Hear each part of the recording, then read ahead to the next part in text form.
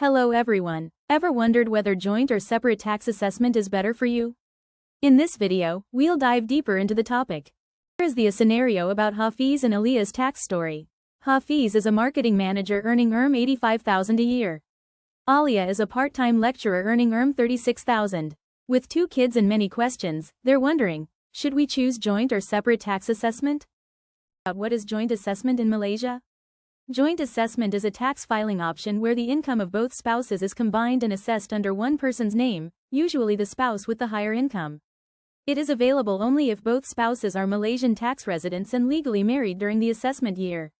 Under joint assessment, only one spouse files the tax return, and that spouse can claim all applicable tax reliefs and rebates related to the dependent spouse, children, other shared expenses, e.g., lifestyle, education, medical, etc.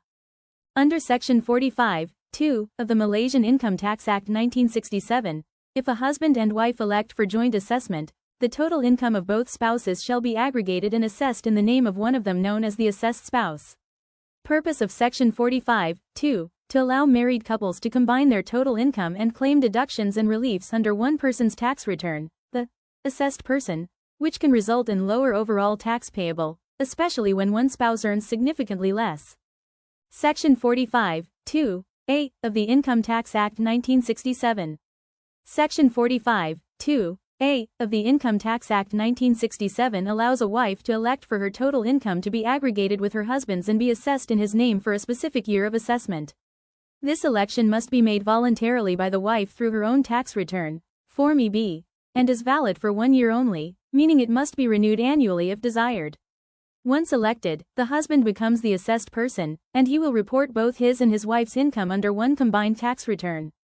This enables the couple to potentially maximize tax reliefs and rebates, such as for children, EPF, lifestyle, and spouse relief, and may result in lower total tax payable, especially if the wife has lower or no income.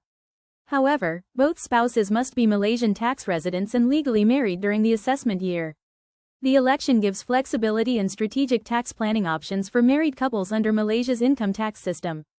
Section 45(2)(b) of the Income Tax Act 1967. Section 45(2)(b) of the Income Tax Act 1967 allows a husband to elect for his total income to be aggregated with his wife's income and to be assessed in the name of the wife for a particular year of assessment. This means the wife becomes the assessed person, and she will file a single tax return that includes both her own income and her husband's income. Similar to the wife's election under S.45(2)(a), this election by the husband must be made voluntarily and in writing through his tax return, Form EB, and it is only valid for that specific year. It must be renewed annually if desired. This option is useful in situations where the wife is the higher income earner, allowing the couple to claim maximum tax reliefs, such as self, spouse, children, EPF, and lifestyle reliefs, under the wife's return. To qualify, both spouses must be Malaysian tax residents and legally married. This provision gives couples the flexibility to choose the most tax-efficient arrangement, depending on who has the higher income or can best utilize the available tax reliefs. Steps in computing tax payable under joint assessment. Step 1. Determine eligibility for joint assessment. Before electing joint assessment, ensure all the following conditions are met. The couple must be legally married and living together. In this case, they are eligible married couple with children. Then only one spouse will be assessed and the other spouse will be agree. In this case, Aliya agrees to be included under Hafiz's assessment. Step 2 is combined total income. Hafiz has annual income $85,000 and Aliya is $36,000. So the total their taxable income are $121,000. Step 3 are deduct applicable tax reliefs.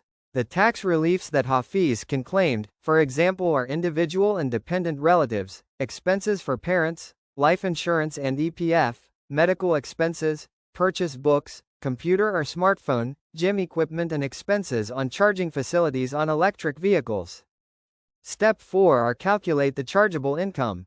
The total income for both Hafiz and Aliya are $121,000. Let's say the applicable tax relief for Hafiz are $29,500.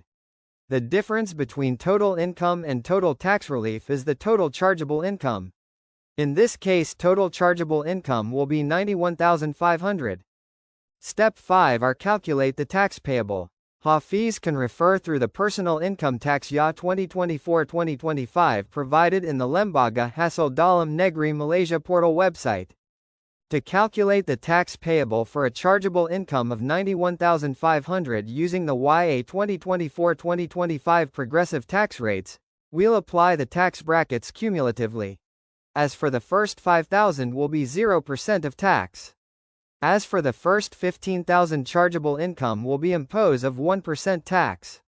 Then second 15,000 will be impose of 3% followed the third 15,000 will be impose of 6%. Next 20,000 will be imposed of 11% of tax followed by the next balance which is 21,500 will be imposed of 19% of tax. Total tax payable will be 7,785 only. Here is the list of tax reliefs and rebates. We can use this guide to discover what Hafiz and Alia can claim for the year of assessment 2024 and maximize their tax savings. First, there are personal deduction. Every taxpayer automatically qualifies for a self-relief of Rm 9,000 and an additional Rm 6,000 if registered as disabled. Married taxpayers may also claim Rm 4,000 for a spouse who does not earn an income, and if the spouse is registered as disabled, an additional Rm 5,000 is allowed. On top of that, taxpayers can also claim up to Rm 7,000 for approved education or skills enhancement courses.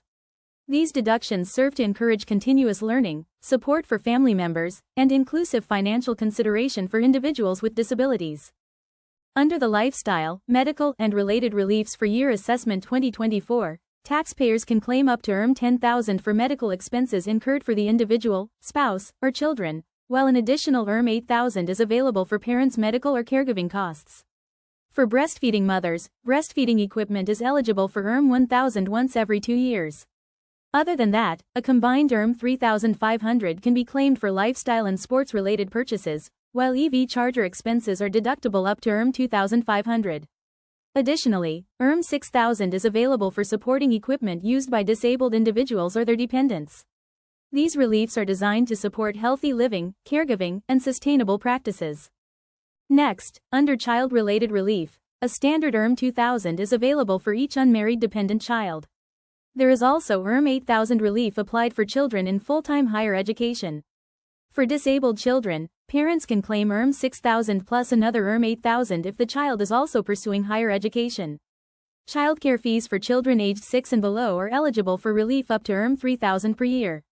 Other than that, parents who save for their children's education through SSPN can also enjoy a tax deduction of up to Rm 8,000. Lastly, under the contributions category, individuals can claim up to Rm 7,000 for life insurance premiums and EPF contributions combined. An additional Rm 3,000 is available for education and medical insurance policies.